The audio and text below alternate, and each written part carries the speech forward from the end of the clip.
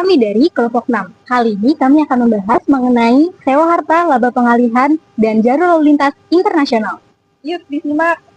Konsep umum pendapatan dari sewa harta seperti properti tetap bergerak diatur dalam pasal 6 dan pasal 12 P3B. Contohnya termasuk sewa gedung, mesin, atau peralatan. Prinsip alokasi pajak, negara tempat properti berada berhak memajaki terlebih dahulu. Negara domisili hanya mengenakan pajak atas pendapatan neto yang sudah dipajaki di negara sumber dengan mekanisme kredit pajak atau exemption. Selanjutnya, P3B ASEAN sebagian besar perjanjian mengadopsi prinsip OECD model dan UN model, memberikan hak pemajakan kepada negara sumber untuk properti tidak bergerak dan kadang sewa peralatan industri dan komersial. Laba pengalihan harta dan prinsip pajaknya. Konsep umum, laba dari pengalihan harta seperti penjualan tanah, saham, atau aset tetap. Negara sumber boleh mengenakan pajak atas pengalihan properti tidak bergerak dan saham perusahaan dengan mayoritas aset properti tetap di negara sumber. P3B ASEAN umumnya membatasi hak negara sumber untuk properti tidak bergerak dan saham properti. Sementara laba dari properti bergerak dialokasikan ke negara domisili.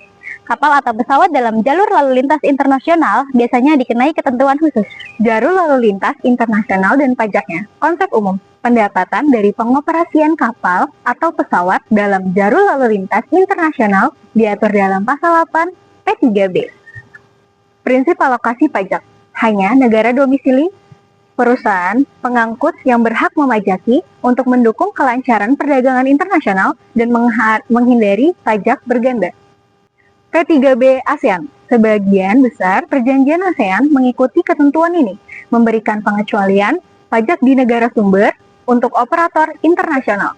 Induk perusahaan pelayaran. Induk perusahaan pelayaran adalah badan usaha utama yang mengendalikan kegiatan anak perusahaan di bidang pelayaran internasional dan domestik. Prinsip pajak internasional, penghasilan dari pengoperasian kapal internasional hanya dikenakan pajak di negara domisili perusahaan sesuai pasal 8 OECD atau UN model. Selanjutnya, praktik di Indonesia, perusahaan pelayaran asing dikenakan pajak final 2,64% dari peredaran bruto, kecuali ada P3B yang membebaskan pajak di Indonesia. Induk perusahaan penerbangan. Induk perusahaan penerbangan memperoleh pendapatan dari angkutan udara barang dan penumpang, serta kegiatan pendukung seperti pemeliharaan dan ground handling. Prinsip pajak internasional, penghasilan dari pengoperasian pesawat internasional hanya dikenai pajak di negara domisili perusahaan sesuai pasal 8 OECD atau UN model. Praktik di Indonesia, perusahaan penerbangan asing dikenai pajak final 2,64% dari peredaran bruto kecuali ada P3B yang membebaskan pajak di Indonesia.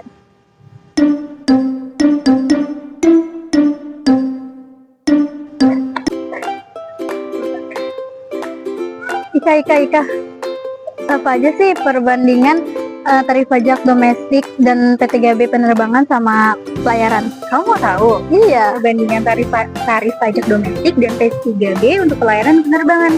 Ini penjelasannya. Perbandingan tarif pajak domestik dan perjanjian penghindaran pajak berganda untuk pelayaran dan penerbangan.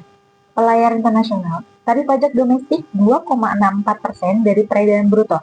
Ketentuan P3B hanya dikenai pajak di negara domisili. Penerbangan internasional, tarif pajak domestik 2,64% dari peredaran bruto. Ketentuan P3B hanya dikenai pajak di negara domisili. Pelayaran domestik, tarif pajak domestik dikenakan pajak biasa, umumnya 22%. Ketentuan P3B tidak diatur dalam P3B. Penerbangan domestik dikenakan pajak biasa, umumnya 22%, tidak diatur dalam P3B. Sementara itu, penghasilan dari pengoperasian kapal dan pesawat dalam jalur lalu lintas internasional, pasal 8, hanya dikenai pajak di negara domisili perusahaan, guna mendukung kelancaran perdagangan dan menghindari pajak berganda.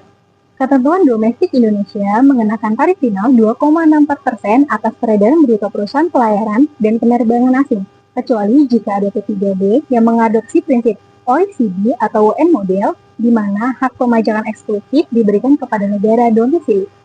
Kemudian, perbedaan antar negara ASEAN umumnya hanya pada tarif royalti dan ketentuan spesifik di masing-masing P3B. Secara keseluruhan, aturan ini bertujuan menciptakan kepastian hukum, mendorong perdagangan dan transportasi internasional, serta menghindari pajak berganda antar negara. Sekian penjelasan materi dari kami. Sampai jumpa di pembahasan selanjutnya. Bye-bye!